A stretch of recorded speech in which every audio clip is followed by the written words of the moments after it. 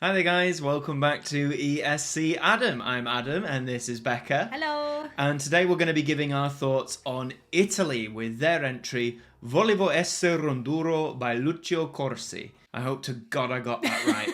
Italians, please, just spare me. This is one of the big five countries, so they don't need to compete in the semi-final, but we're going to give our thoughts as to how we think this is going to do. You're going to hear Becca's thoughts first, and then you're going to hear mine. So, let's do it. Volevo essere un duro, che non gli importa del futuro, un robot. So, Italy's entry for this year. Guys, I'm not gonna lie, I've not got this song. Definitely not got it yet. Like, a lot of people are really raving about it.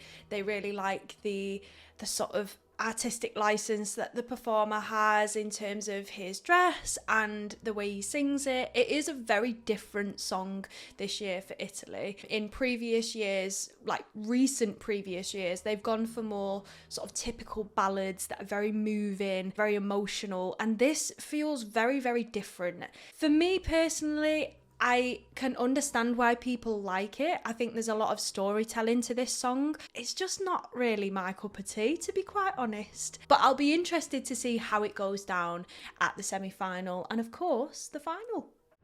Vivere la vita è un gioco da ragazzi.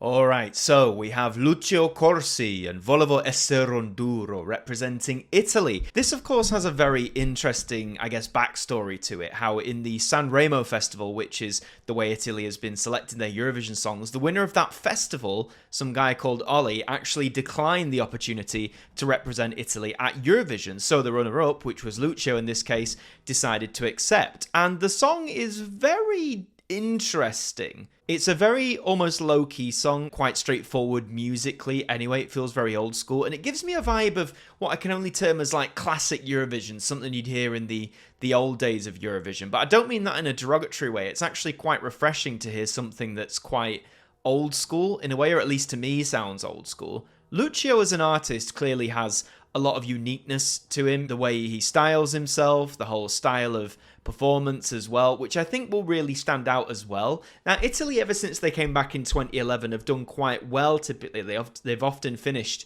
within the top 10 every single year, and of course winning in 2021. This song, I'm not going to lie to you folks, I think this might be the dark horse of the competition, at least for me. I don't know what it is. I wouldn't even class it as like one of my absolute favourites. It's certainly not in my top 10, but there's just something about it that I think has the potential to resonate with a lot of audiences around Europe and thus actually take Lucio into the top 10 in the grand final. I'm not joking. I can actually see that happening. I mean, we've seen that in past years, like Salvador Sobral for Portugal in 2017. That very simple, straightforward song won the whole thing. Now, I'm not saying this is going to win. I still don't think that's going to happen. But I'm honestly thinking a top 10 finish might be possible yet again for Italy. Lucio hasn't really been attending many, if any, of the pre-parties for various reasons. And some are saying he doesn't really care that much about Eurovision. And that, I mean, that's his prerogative. But I'm very curious to see how this is going to be represented in Basel, staging-wise, of course, and performance. So we'll have to wait and see if the dark horse theory bears fruit. Non sono altro che luce.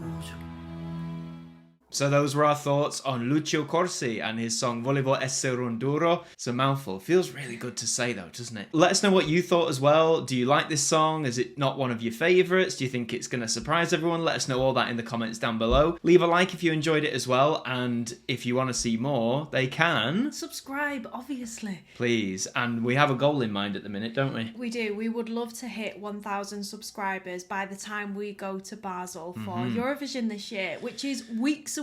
Yes. Literally weeks away. I am so excited, but it would honestly mean the world. It would. So please hit subscribe if you haven't already.